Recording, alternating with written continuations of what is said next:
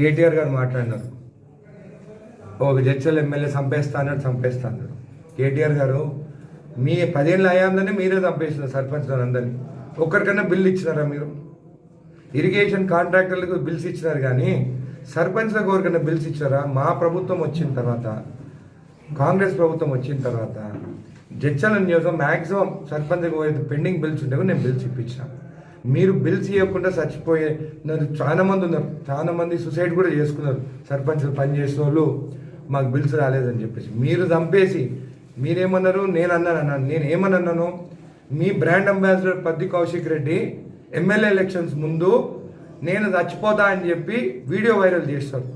ఇప్పుడు అందరు మీ బీఆర్ఎస్ సర్పంచులు ఆయనను ఒక బ్రాండ్ అంబాసిడర్గా పెట్టుకొని ఎవరైతే సర్పంచ్ పోటీగా చేసినారో అందరి ఇంటింటికి పోయి మేము చచ్చిపోతామని.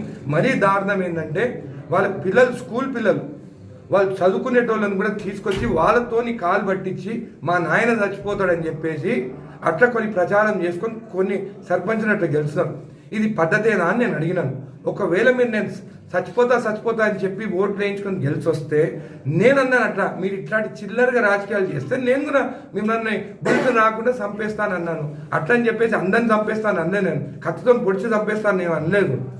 మీరు ఇలాంటి పిచ్చి పిచ్చి మాట్లాడి కావాలని చెప్పి భయానికి, ఎందుకంటే మీ దాంట్లో బీఆర్ఎస్ సగం సర్పంచులు ఎవరైతే గెలుస్తున్నాను అన్నారో వాళ్ళు బీఆర్ఎస్ నుంచి నిలబడినారు కాదు, ఇండిపెండెంట్గా నిలబడి గెలిస్తే మీ వాళ్ళు సోషల్ మీడియాలో వాళ్ళు బీఆర్ఎస్ అని చెప్పి పెట్టుకున్నారు తప్ప అసలు బీఆర్ఎస్ 10% సర్పంచ్ కూడా ఎక్కడ గెలవలేదు. ఇప్పుడు కూడా చెప్తున్నారు, జడ్చల నియోజకవర్గంలో కాదు మొత్తం స్టేట్లో అయినా కానీ కూడా ఇంద్రమ్మ కమిటీ ద్వారానే ఇస్తాము. దానికి సర్పంచ్కి సంబంధం లేదు. అది అఫీషియల్ నోటీస్ ఇచ్చినాం, అది గవర్నమెంట్ తరఫున. వాళ్ళ తరఫుననే మేము ఖచ్చితంగా వాళ్ళ తరఫుననే ఇస్తాము. దాంట్లో సర్పంచ్కి ఏ రోల్ ఉండదు.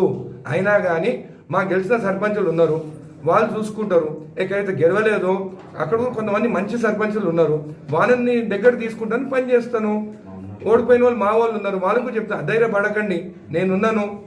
ఎట్లయితే కొన్ని దగ్గర ఎమ్మెల్యేలు ఓడిపోతే ఎమ్మెల్యేలు ఇన్ఛార్జ్ కానీ పని చేస్తారో నా నిధులతో మీతో పని చేపిస్తా. ఇదే కాకుండా కాంగ్రెస్ సర్పంచులు ఎవరైతే గెలుస్తారో నాకు ఇప్పుడు ఎస్డిఎఫ్ ఫండ్ వచ్చింది, ఖచ్చితంగా మీరు ఎలక్షన్లో వాగ్దానాలు చేస్తారు, మేము అవి చేపిస్తాం ఇవి చేపిస్తామని. మీ ప్రమాణ స్వీకారం అయిపోయిన తర్వాత రండి, మీకు ఏ గ్రామాల్లో మీకు ఏమేమి నిధులు కావాలనో మేము ఖచ్చితంగా మీకు అండగా నిలబడి మీకు ఆ పనులన్నీ నేను కంప్లీట్